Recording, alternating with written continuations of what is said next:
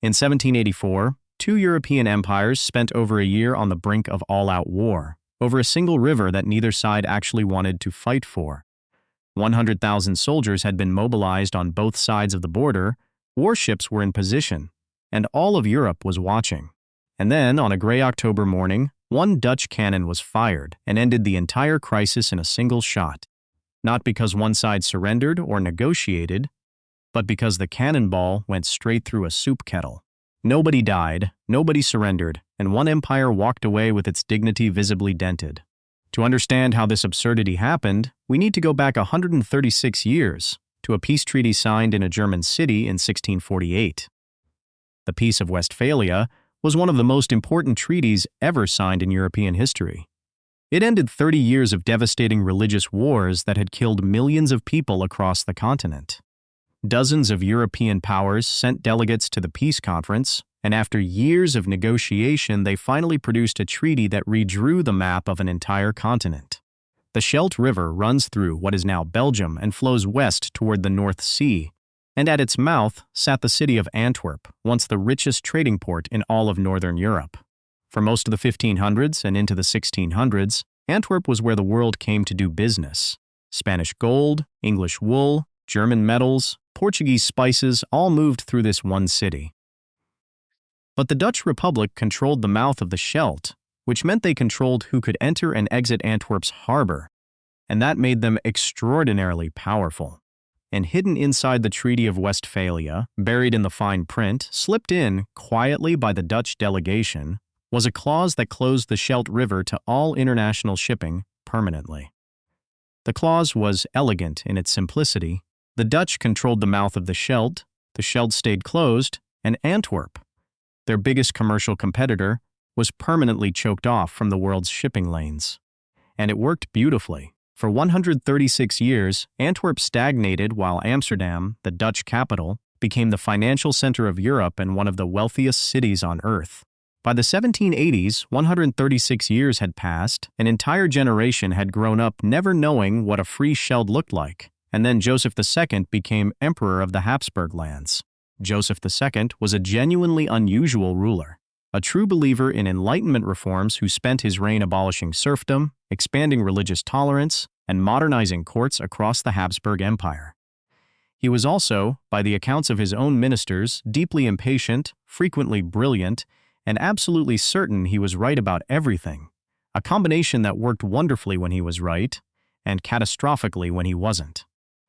Joseph inherited control of the Austrian Netherlands, the territory we now call Belgium, and his subjects there had been economically suffocated for over a century because of the Scheldt closure. Joseph decided this was obviously wrong, obviously fixable, and obviously something he would fix immediately, a sentence that should alarm anyone who has ever worked for a confident emperor. He wrote to the Dutch Republic with a formal demand. The Scheldt River must be reopened to Austrian shipping immediately and without conditions. The Dutch read it, deliberated for 3 weeks, and replied with one of the most polite rejections in European diplomatic history. The answer was, no, the treaty stands. It has stood for 136 years, and the Dutch Republic has no intention of renegotiating it. Joseph sent a second letter, considerably more forceful in tone, the kind of diplomatic correspondence that makes ambassadors uncomfortable just by being near it. The Dutch said no again in exactly the same polished, unruffled diplomatic prose. Joseph sent a third, then a fourth. Over several years, a remarkable tower of Austrian diplomatic correspondence accumulated in the Dutch Foreign Office, all firmly declined. So in 1784, Joseph decided to stop sending letters and start sending ships instead. The plan was straightforward. Sail an Austrian merchant ship directly through the Dutch blockade at the mouth of the Scheldt, fly the Austrian flag openly, and see what happened. Either the Dutch stepped aside, establishing that Austrian ships could use the river, or they stopped the ship, giving Joseph exactly the international incident he could use as leverage. The ship chosen was called Le Louis, an ordinary merchant vessel, sailing with an extraordinarily pointed political purpose that everyone on board understood clearly. On October 8, 1784, Le Louis set sail from Antwerp, heading directly toward Fort Bath, the Dutch garrison fort at the mouth of the Scheldt. The Dutch garrison at Fort Bath saw it coming from a considerable distance. and the commander had absolutely no doubt about what he was seeing or what he intended to do about it. The Dutch commander signaled Le Louis to stop immediately. Le Louis kept sailing, not slowing, not wavering, sails full, heading straight for the fort. The Dutch fired a warning shot, a cannonball that splashed into the river water just ahead of the bow, close enough to be absolutely unmistakable. The Austrian captain of Le Louis looked at the warning splash, looked at Fort Bath ahead, and continued sailing without changing speed. At this point, the Dutch commander had exhausted his diplomatic options. He had one choice left. He ordered his gunners to fire a real shot directly at the ship. The cannon fired with a massive concussion that scattered birds from the fort walls for a quarter mile in every direction. The cannonball traveled across the water, punched through the hull of Le Louis, and went straight into the ship's galley. The galley was the ship's kitchen, a small wooden compartment where the cook had been quietly preparing the crew's midday meal, completely unaware of the military standoff unfolding around him. More specifically, the cook had been making soup, a perfectly ordinary pot of soup, and the cannonball punched a perfectly round hole straight through his kettle. The cannonball continued through the far wall of the galley and exited the ship on the other side, leaving 2 neat holes and absolutely no casualties whatsoever. Nobody on Le Louis was killed. Nobody was seriously wounded. 1 pot of soup had been destroyed, and that was the full extent of the casualties on both sides. Le Louis turned around and sailed back to Antwerp with a cannonball-sized hole in its hull and a cook with no more soup. Now, a reasonable person might think this was the moment both sides would quietly back down, file the incident under embarrassing, and move on with their lives. Joseph II was not that kind of man. He issued a formal protest, demanded an official apology, demanded full financial compensation for the damaged vessel, and threatened military action if the Dutch did not comply within a fixed deadline. The Dutch called his bluff. They replied formally, rejected all claims, pointed out that their fort commander had acted entirely within the law and did not apologize. Both sides mobilized. Tens of thousands of soldiers moved toward the border.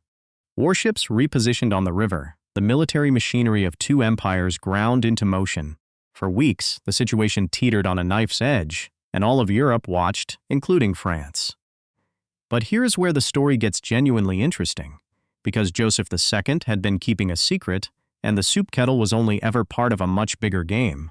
What Joseph II actually wanted, more than the Scheldt, more than the honor of having his ship waved through, was Bavaria. Bavaria was a large, rich German territory that sat right in the geographic heart of the Habsburg sphere of influence. Absorbing it would have made Austria significantly more dominant in Central Europe. Joseph's plan was to trade the Austrian Netherlands, his Belgium territory, expensive to administer, and far from Vienna, for Bavaria, which was far more useful to his imperial ambitions. The Scheldt confrontation was, in Joseph's calculation, a pressure lever, a way to force a crisis that would create the conditions for a much bigger negotiation that had nothing to do with the river.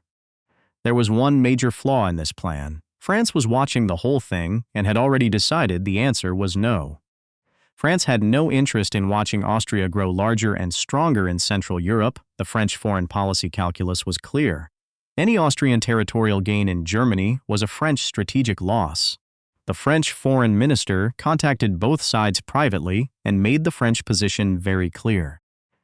To Joseph, France will not support a military action over the Scheldt, will not support a Bavarian exchange, and recommends he accept a financial settlement. To the Dutch, France also does not support continued escalation and strongly recommends a negotiated settlement on reasonable terms. And so the guns were stood down, the armies went back to their barracks, and both sides sent their lawyers to a conference table in France. Negotiations dragged on for 13 months, significantly longer than most actual wars fought in Europe during this period.